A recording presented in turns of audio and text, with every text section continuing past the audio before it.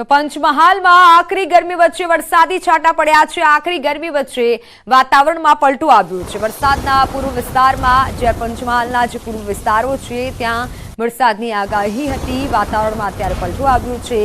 સવારથી વાદળછાયું વાતાવરણ છવાયેલું છે। સામાન્ય છાંટા પડ્યા, વાતાવરણમાં પલટું આવ્યું। જ્યારે સવારે ગરમીમાં આંશિક ઘટાડો નોંધાયો છે। ગજાપુરા, કાંટુ, ખવડપા અને કાપડી સહિતના વિસ્તારોમાં વાતાવરણમાં પલટું આવ્યું છે।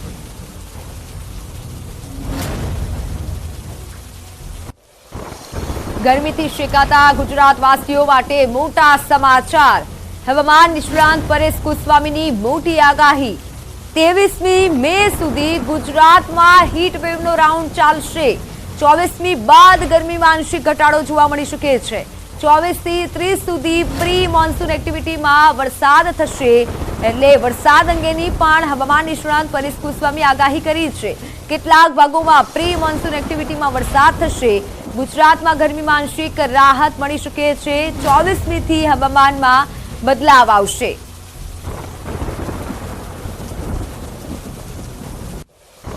આ 17 તારીખથી આ હીટવેવનો રાઉન્ડ ચાલુ થયો છે અને આ 23 મે સુધી હીટવેવનો રાઉન્ડ ચાલવાનું છે। એટલે હજુ પણ 3 દિવસ સુધી આ હીટવેવ છે જોવા મળશે। જો કે 24 તારીખથી તાપમાનમાં ઘટાડો થશે, પણ એ ઘટાડો છે એ પણ કોઈ મોટો ઘટાડો નહીં હોય, આંશિક ઘટાડો હશે। અત્યારે જોવા જઈએ તો 42 થી લઈ અને 44 ડિગ્રીની રેન્જમાં તાપમાન જોવા મળી રહ્યું છે અને 10 થી 12 એવા સેન્ટર છે જ્યાં 45 ડિગ્રી કરતા ઉપર તાપમાન જોવા મળી રહ્યું છે। આ જે તાપમાનમાં ઘટાડો થશે એટલે 2 ડિગ્રીથી લઈ અને 2.6 ડિગ્રી સુધીનો ઘટાડો છે એ 24 મે થી જોવા મળશે। એટલે કોઈ મોટો ઘટાડો નહીં હોય, ઘટાડો થશે છતાં પણ તાપમાન છે આપણે યથાવત ગણવાનું રહેશે।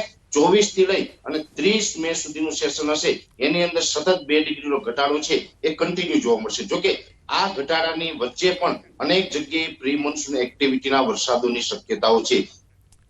તો પાટણના રાધનપુરમાં કાળઝાળ ગરમીમાં પાણીનો પોકાર ઉઠ્યો છે। કાળઝાળ ગરમી વચ્ચે મહિલાઓનો પાણી માટે પોકાર। વોર્ડ નંબર 7માં પાણી માટે મહિલાઓની રજળપાટ। પીવાનું પાણી અપૂરતું અને અનિયમિત આવતું હોવાની સમસ્યા સર્જાઈ છે। કાળઝાળ ગરમી વચ્ચે પાણી ના મળતા મહિલાઓમાં આક્રોશ જોવા મળ્યો। પાણી નહીં મળે તો આંદોલન કરવાની પણ ચીમકી ઉચ્ચારી છે।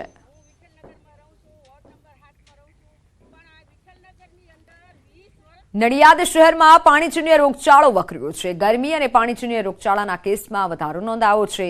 નડિયાદમાં છેલ્લા 3 દિવસમાં 43 ડિગ્રીથી વધુ તાપમાન નોંધાયું છે।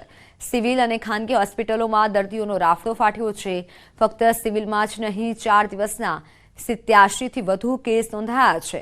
નડિયાદની ઇન્દિરાનગરીમાં બાળ દર્દીઓની સંખ્યામાં વધારો જોવા મળ્યો છે। ઇન્દિરાનગરીમાં પાણીના લીકેજના કારણે 2 દિવસમાં 150 થી પણ વધુ કેસ નોંધાયા છે। ઝાડા ઉલટીના વાવડમાં એક વૃદ્ધાનું શંકાસ્પદ મોત થયું। મહિલાનું મોત થતાં તંત્ર દોડતું થયું। પાલિકાના સીઈઓએ મૃતક ઘરની મુલાકાત લીધી હતી। 45 જેવા ઇન્દિરાનગરીના છે, બાકીના નડિયાદના જુદા જુદા વિસ્તારો હતા, આજુબાજુના ગામડાઓના।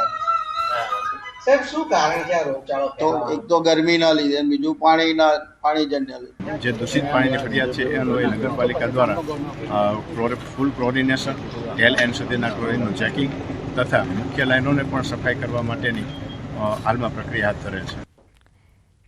તો અમદાવાદવાસીઓ કેટલાક દિવસ સુધી ભીષણ ગરમી સહન કરી રહ્યા છે અને આગામી દિવસોમાં પણ ગરમીની આગાહી છે। જો કે કાળઝાળ ગરમીથી બચવા લોકો સ્વિમિંગ પુલનો સહારો લેતા દેખાયા। વેકેશન અને ગરમીના માહોલમાં સ્વિમિંગ પુલમાં ભારે ભીડ ઉમટી। અમદાવાદના 15 જેટલા સ્વિમિંગ પુલમાં સ્વિમિંગ શીખનારાઓનો ધસારો વધ્યો। વિદ્યાર્થીઓ વેકેશનમાં અધર એક્ટિવિટીઝના ભાગરૂપે સ્વિમિંગ શીખી રહ્યા છે। ગરમીથી બચવા સ્વિમિંગનો સહારો આ વિદ્યાર્થીઓએ બાળકોએ લીધો છે અને વેકેશનમાં સ્વિમિંગ પુલમાં પણ ધસારો વધી રહ્યો છે। ઘણા એવા બાળકો છે કે જે સ્વિમિંગ શીખવા માટે જઈ રહ્યા છે। ગરમીનો પારો દિન પ્રતિદિન વધી રહ્યો છે અને જેની અસર સ્વિમિંગ પુલની અંદર જોવા મળી રહી છે। આપ જે દ્રશ્ય જોઈ રહ્યા છો તે અમદાવાદના સ્વિમિંગ પુલના દ્રશ્યો છે કે જ્યાં યુવાનો હોય, યુવતીઓ હોય, તમામ લોકો જે છે તે સ્વિમિંગનો સહારો જે છે તે લઈ રહ્યા છે। પોતે સ્વિમિંગ શીખતા હોય તે પ્રકારના દ્રશ્યો અમદાવાદના સ્વિમિંગ પુલની અંદર જોવા મળી રહ્યા છે। મોટી સંખ્યાની અંદર સ્વિમરો જે છે તે મધ્યાહને પણ સ્વિમિંગ શીખવા માટે આવી રહ્યા છે। કોચ પણ આપણી સાથે છે, તેમની સાથે વાત કરીશું। કેટલા લોકો શીખવા માટે આવતા હોય છે, કેટલી બેચ કાર્યરત હોય છે અને એક તરફ ગરમીનો પારો છે અને સ્વિમિંગ પુલમાં ઘસારો છે? અત્યારે ઘસારો ખૂબ જ ચાલી રહ્યો છે ગરમીના કારણે. ગરમી પ્રતિદિન વધી રહી છે. દરેક બેચમાં 100 માણસ હોય છે. બધી 14 પુલો છે અમારી પાસે ગવર્મેન્ટના. દરેક બેચમાં પ્રતિદિન 100 માણસ હોય છે. તો અમદાવાદમાં આજે નોંધાયેલી મદ્રેસાઓનો સર્વે થશે. અમદાવાદ શહેર અને ગ્રામ્ય વિસ્તારમાં સર્વે કરવામાં આવશે. નહીં નોંધાયેલી મદ્રેસાઓનો આજે સર્વે થશે. તાજેતરમાં અમદાવાદમાં નોંધાયેલી મદ્રેસાઓનો સર્વે હતો. નોંધાયેલ 175 મદ્રેસાઓનો સર્વે કરાયો હતો અને તેનો રિપોર્ટ શિક્ષણ વિભાગને સોંપાયો હતો. તો અગાઉ નોંધાયેલી મદ્રેસાઓના સર્વેમાં 15 મદ્રેસાઓએ માહિતી આપવાનો ઇનકાર કર્યો હતો. સાથે દરિયાપુરમાં સર્વે માટે ગયેલા આચાર્ય પર પણ હુમલાનો બનાવ બન્યો હતો. આજે નહીં નોંધાયેલી મદ્રેસાઓનો સર્વે કરવામાં આવશે. અમદાવાદ શહેર અને ગ્રામ્ય વિસ્તારોમાં સર્વે થશે. અગાઉ પણ સર્વે થયો હતો, પરંતુ જે નોંધાયેલી ન હતી તે મદ્રેસાઓનો સર્વે હવે કરવામાં આવશે. અમદાવાદમાં મદ્રેસાઓના સર્વેમાં હુમલા કેસમાં ધરપકડ કરાઈ છે. દરિયાપુરમાં શિક્ષક પર હુમલાના કેસમાં વધુ 4 પકડાયા છે. ક્રાઇમ બ્રાન્ચે હુમલા કેસમાં વધુ 4 આરોપી પકડ્યા છે. અગાઉ 2 આરોપીઓની ધરપકડ કરી હતી. મદ્રેસાઓમાં સર્વે દરમિયાન હુમલો કર્યો હતો.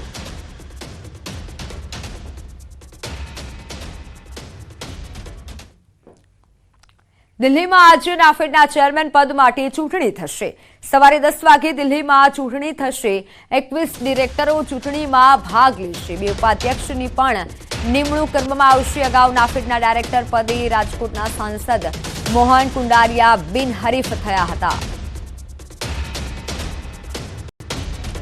સવારે 10 વાગે દિલ્હીમાં ચૂંટણી થશે. 21 ડિરેક્ટરો આ ચૂંટણીમાં ભાગ લેવાના છે. 2 ઉપાધ્યક્ષની પણ જેમાં નિમણૂક કરવામાં આવશે. નાફેડના ચેરમેન પદ માટે આજે ચૂંટણી થવાની છે. સવારે 10 વાગે દિલ્હીમાં આ ચૂંટણી થશે.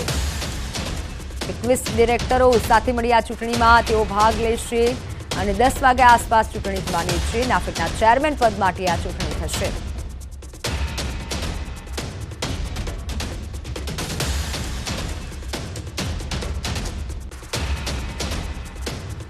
તો વાત હવે પ્રીપેડ મીટરની રામાયણની.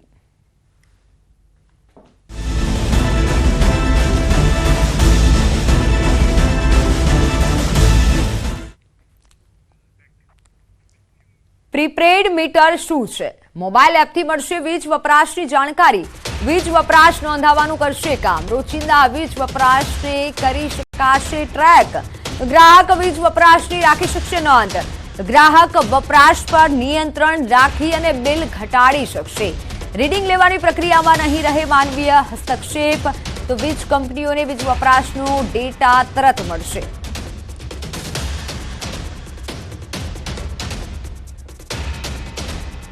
તો એક્સપર્ટ પાસેથી તમે જાણી શકાશો અને એક્સપર્ટના કહેવા પ્રમાણે હાલ રાજ્યમાં જુદા જુદા શહેરોમાં સ્માર્ટ વીજ મીટરને લઈને કકડાટ ચાલી રહ્યો છે. ત્યારે નાગરિકોમાં રહેલી મૂંઝવણ અને સ્માર્ટ મીટરની સમસ્યાની જડ સુધી પહોંચવા ન્યૂઝ 18 ગુજરાતીએ એક પ્રયાસ કર્યો છે. ચકરડીવાળા વીજ મીટરની શરૂઆત થઈ ત્યારથી લઈ આધુનિક યુગના સ્માર્ટ મીટરનો અભ્યાસ કરી તમામ ઝીણવટભરી માહિતી એકત્ર કરવામાં આવી અને તમને મૂંઝવતા સવાલોના જવાબ મેળવવાનો પણ પ્રયાસ કરાયો. સ્માર્ટ મીટરને લઈને તમને મૂંઝવતા દરેક સવાલોના એક્સપર્ટ આપશે હવે જવાબ. તો સ્માર્ટ મીટર લગાવવું કે નહીં તેના પણ તમને જવાબ મળશે. સ્માર્ટ મીટરને લઈને તમારું કન્ફ્યુઝન હવે દૂર થવાનું છે.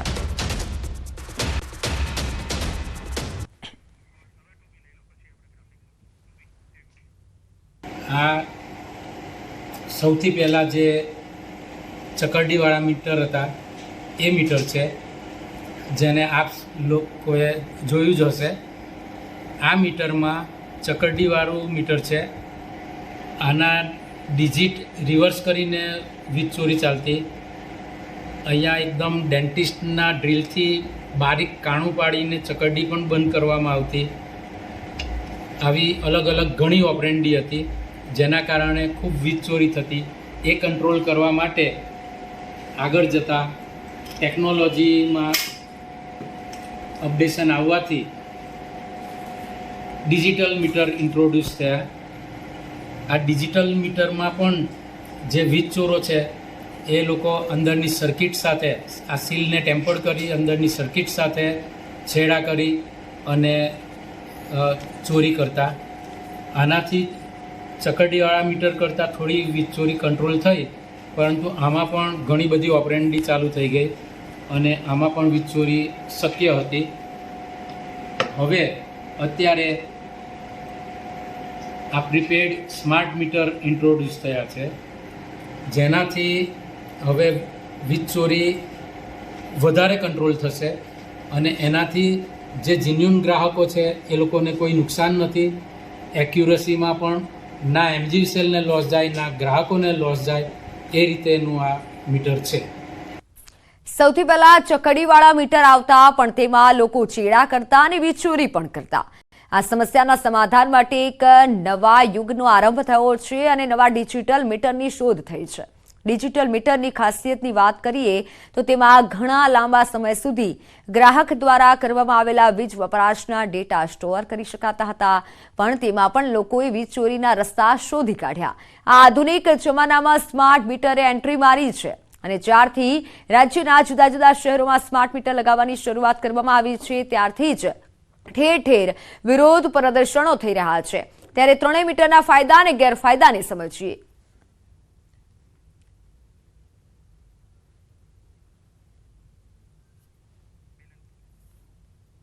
સ્માર્ટ મીટરને લઈને તમને મૂંઝવતા સવાલોના જવાબ આપીશું કે કઈ રીતે સ્માર્ટ મીટર કામ કરે છે, વીજ ચોરી કઈ રીતે બચાવી શકાય છે.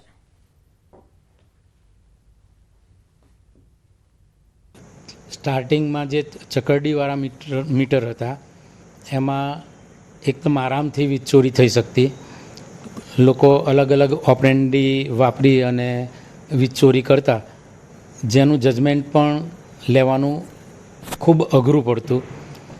ત્યારબાદ એને રિપ્લેસ કરી અને ડિજિટલ મીટર લાવ્યા. ડિજિટલ મીટરમાં અંદર રેકોર્ડિંગ રહેતું, લગભગ અલગ અલગ દિવસોનું રહેતું મીટરની મેકવાઇઝ. 85 ડેઝનો બી પાછળનો રેકોર્ડ બધો જોઈ શકતા અમે અને એના પરથી ગ્રાહકની વીજ વપરાશની ટેન્ડન્સી શું છે કે એ વીજ ચોરી કરતો હોય તો એના પણ અમે એમાં જે મીટર રીડિંગ ઇન્સ્ટ્રુમેન્ટ આવે એનાથી અમે જજમેન્ટ લઈ અને એ વીજ ચોરી એવી પણ ઘણા કેસ કર્યા હતા. ત્યાર પછી હવે એ ડિજિટલ મીટરમાં પણ અલગ અલગ બધી ઓપરેન્ડી ચાલુ થઈ ગઈ અને એની સર્કિટ સાથે ચેડા કરીને વીજ વપરાશ જે એકચ્યુઅલ થતો હોય એના કરતાં ઓછો રેકોર્ડ થાય એવી બધી ઓપરેન્ડી માર્કેટમાં આવી ગઈ, જેના કારણે હવે સ્માર્ટ મીટરથી જે છે એ પ્રીપેડ મીટર છે અને એનાથી જે જેન્યુઅન કસ્ટમર્સ છે એ લોકોને ખૂબ જ ફાયદો થવાનો છે. તો હાલ સમાચારોમાં સમય થયો છે વિરામનો.